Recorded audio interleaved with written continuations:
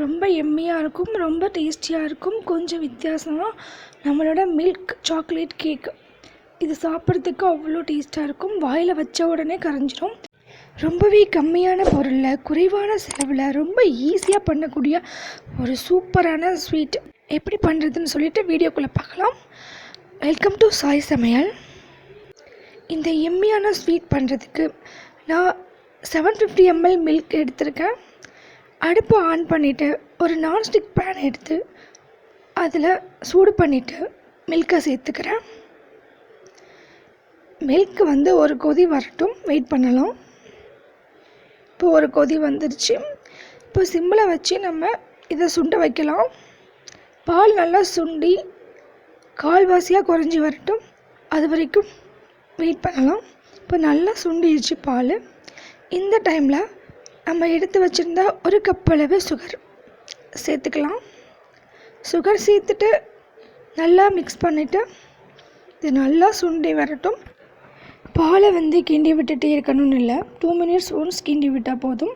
இப்போ பாருங்கள், பால் கோவா பதத்துக்கு நமக்கு திரண்டு வருது. இது நல்லா தண்ணி இல்லாமல் ட்ரை ஆகட்டும். நல்லா அகலமான பாத்திரம் எடுத்தால் இது ரொம்ப ஈஸியாக இருக்கும்.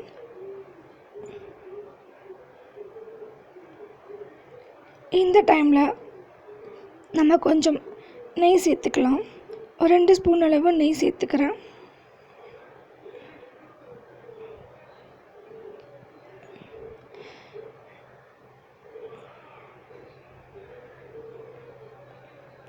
இந்த ஸ்வீட் பண்ணுறது ரொம்ப ஈஸி. வீட்டில் ஒரு டைம் செஞ்சு பாருங்கள். ரொம்ப எம்மியாக இருக்கும். ரொம்பவே விரும்பி சாப்பிடுவாங்க குழந்தைங்களாம். அவ்வளோதான். இதை நம்ம ஒரு பிளேட்டில் மாற்றிக்கலாம். இது சூடு ஆறுனதுக்கு அப்புறமா நம்ம இதை ஸ்லைஸ் பீஸ் போட்டுக்கலாம். நல்லா ஈவனாக மிக்ஸ் பண்ணிக்கலாம். இப்போ ஒரு கத்தி வச்சு நம்ம இதை கட் பண்ணி எடுத்துடலாம். நமக்கு தேவையான அளவு பீசஸாக கட் பண்ணிக்கலாம்.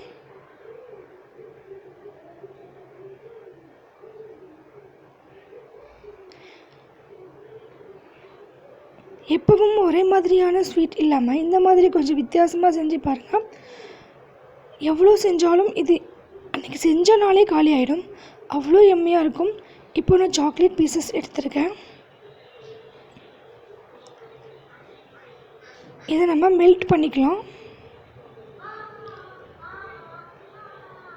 அடியில் ஹாட் வாட்டர் இருக்குது.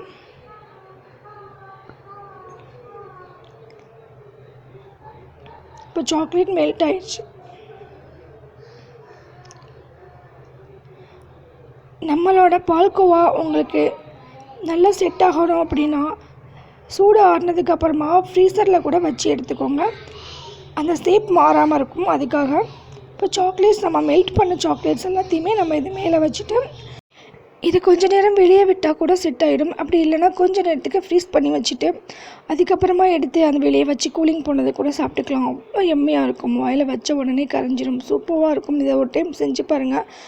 இதை அடிக்கடி செஞ்சு சாப்பிடணும்னு தோணும். வெளியில் போயிட்டு ஸ்வீட் வாங்கணுன்ற அவசியமே இல்லை. வீட்டில் இவ்வளோ அழகான டேஸ்ட்டான செஞ்சு சாப்பிட்டுக்கலாம். இது மாதிரி இன்னும் நிறையா வீடியோஸ் பார்க்கணுன்னு நினச்சிங்கன்னா மறக்காமல் நம்ம சேனலை சப்ஸ்கிரைப் பண்ணிக்கோங்க. Thank you so much.